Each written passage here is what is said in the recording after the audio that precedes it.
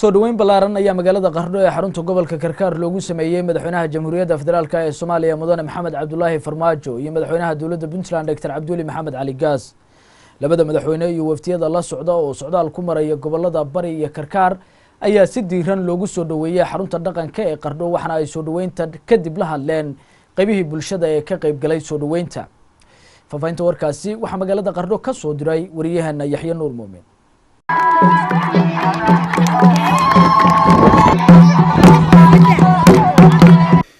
kumanaan shacabka reer Karkaar ayaa ku sii diyaar garoobay goobta lagu magacaabo Caduura oo magaalada Qardho u jirta 10 kiiloomitir kan xigta dhanka koonfureed. soo dhaweyntan ayaa u dhacday qaab ka duwan soo dhaweynadii hore uga dhacay magaalada Qardho waxaana ay noqotay mid gashay taariikhda. socdaalkan oo loogu magac daray socdaalkii nabadda ayaa ka soo bilowday magaalada Garowe ee caasimadda dowladda Puntland. madaxweynaha dowladda federaalka Soomaaliya Maxamed Cabdullaahi Farmaajo iyo madaxweynaha dowladda Puntland Cabdiweli Maxamed Cali Gaas oo hogaaminaya madax ka kala tirsan dowladda federaalka Soomaaliya iyo tan Puntland waxa ay safar luga ku soo mareen deegaano iyo tuulooyin u dhaxeeya magaalada Qardho iyo Garowe ayagoona soo dhaweyn ka gudoomiyay kuna hakanayay dhammaan tuulooyinka iyo degmooyinkii ay soo mareen. inta aysan soo gaarin madaxda magaalada Qardho waxa TV-ga iyo raadiyaha dowladda Puntland la hadlay qaar ka mid ah dadkii ku diyaar garoobay goobta lagu magacaabo Caduura una diyaar garoobay soo dhaweynta madaxda. bismillaah maanta waxa ku sugannahay xarunta dhaqanka guriga boqortooyada magaalada Qardho oo halkaas aan ku soo dhaweynayno xurmad leh madaxweyne Maxamed Cabdullaahi Farmaajo. runtii shacabka reer Qardho aad bay ugu diyaar garoobeen si qurux badan inay u soo dhaweeyaan madaxweynaheena.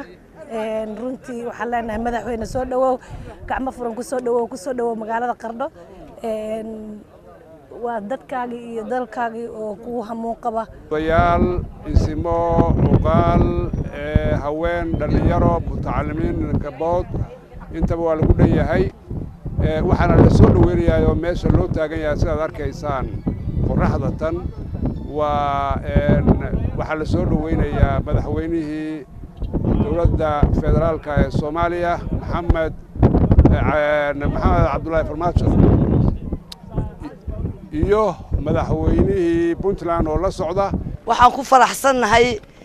imaanshaha Puntland yimi madaxweynaha Soomaaliyeed federaalka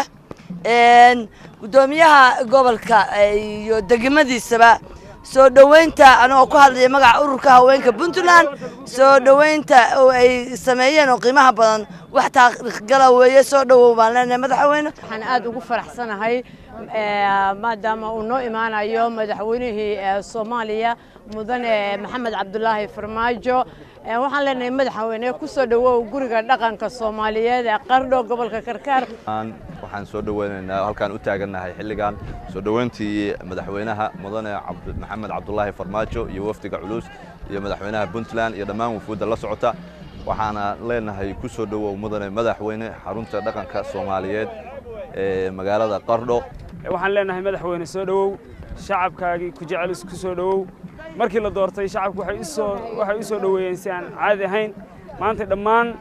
goobihii waxbarashada goobihii shaqada kulli way xiran yihiin banaanka loo soo wada baxay. waxa la soo dhaweynayay madaxweynaha Jamhuuriyadda Federaalka Soomaaliya. shaqadu si fiican bay u socotaa. aad iyo aad baan u rajaynaynaa insha Allah in Soomaaliya midnimo gaarto. shacabka gobolka Karkaar maantay waxaan halkan ku soo dhaweynaynaa madaxweynaha federaalka Soomaaliya Mudane Farmaajo. waxaan leenahay daan reer Karkaarnahay mudane madaxweyne soo dhawow waa lagu sugayay oo ku baahnayn shacabkaagi baa u nahay hadii jeer inta ilaa saaka qorraxda wax loo taagan yahay waa soo dhaweyntaada. habeeno Farmaajo Qardho ku soo dhawow dadkaagi ciidaadi dadweynaha reer Qardhood khiyaarta gabdhaha marwooyinka hooyooyinka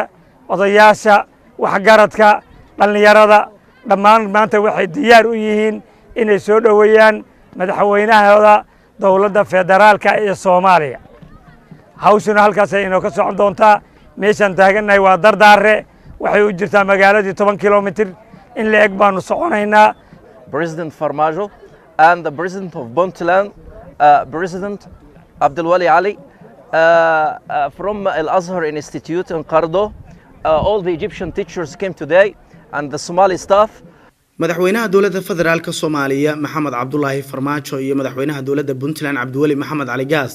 ayaa goobta soo gaaray waxaana ay mid u gacan qaadeen cid kasta oo ka qayb qaadatay soo dhaweyntooda una soo baxday si sharaf ku dheehan tahay ayaa loo soo galbiyay madaxda waxaana loo soo gudbiyay dhanka magaalada Qardho meel kasta oo kamid ah magaalada waxa taagnaa shacab aad u tiro badan oo muddo sugayay soo dhaweynta madaxda federaalka iyo Puntland afaafka hore ee madaxtooyada Qardho waxa isugu yimi kumanaan reer Karkara waana halka ay madaxda kula hadleen shacabka reer Qardho duqa degmada Qardho Cabdi Saciid Cismaan Dheere iyo Cabdullaahi Maxamed Barre Caato oo ah gudoomiyaha gobolka Karkar waxa ay si wada jira magaalada Qardho ugu soo dhaweeyeen madaxda dawladda federaalka Soomaaliya iyo madaxweynaha dawladda Puntland farbaday aad soo noqotay insha Allah waqtigu waa kooban yahay waxa ku soo dhaweeyay gudoomiyaha gobolka waxa la gudoomiye labada kelmo doorashadaadii iyo magacawgii ra'iisul wasaarahaaga iyo golahaaga xukuumadda haddana waxay sugayaan kelmadahaaga qaaliga ah inaad si fiican uga faafido ummadii reer Qardhoodooda arkayso tiradooda intaasi kadib waxa shacabka la hadlay madaxweynaha dawladda Puntland Professor Cabdiwali Maxamed Cali Gaas waxaana uu uga mahad celiyay soo dhaweynta heerka sare ay maanta u sameeyeen madaxweynihiinii oo jecel inaad jeceshihiin ayaa maanta idin yimid soo booqday insha Allah isagaan u deenayaa marka kelmadiisa inuu yiraahdo madaxweynaha dawladda federaalka Soomaaliya mudane Maxamed Cabdullaahi Farmaajo oo la hadlay kumanaan reer Qardhooda maalmihii la soo dhaafay ilaa maantana heegan ugu jiray soo dhaweyntiisa ayaa hadalkiisa ku bilaabay Soomaaliya ha noolaato ومحسنتي سومالي هنولاتو وحنين رجاي قول وحنين رجاي خير آدي أنا وفرح سنة هاي حقيقة وافلاي محايا لي وحنوجا حبيكي دور شذا فبرايس دي ساو صباحدين وعن مرلبات إذا كان مهد علينايو بعد محسنتيين إذن كو ساكا يودن تاغن قرحدو كل شهي soo dhaweyntiina wanaagsan oo diiran walaalayaal waxay ka turjumaysaa inaad tihiin dad dawlad jecel inaad tihiin dad dawladooda jecel inaad tihiin ka turjumaysaa annagana waxaan ugu balana inaan jaceelkaas idin soo gudbino oo aan dib idinku soo celinno oo aan idin adeegno oo aan idin shaqeyno hadduu Ilaahay yiraahdo idinkuna waxaan idinka codsanaynaa inaad taageeradiina sii wadaan oo aad garab istaagtaan dawladdiina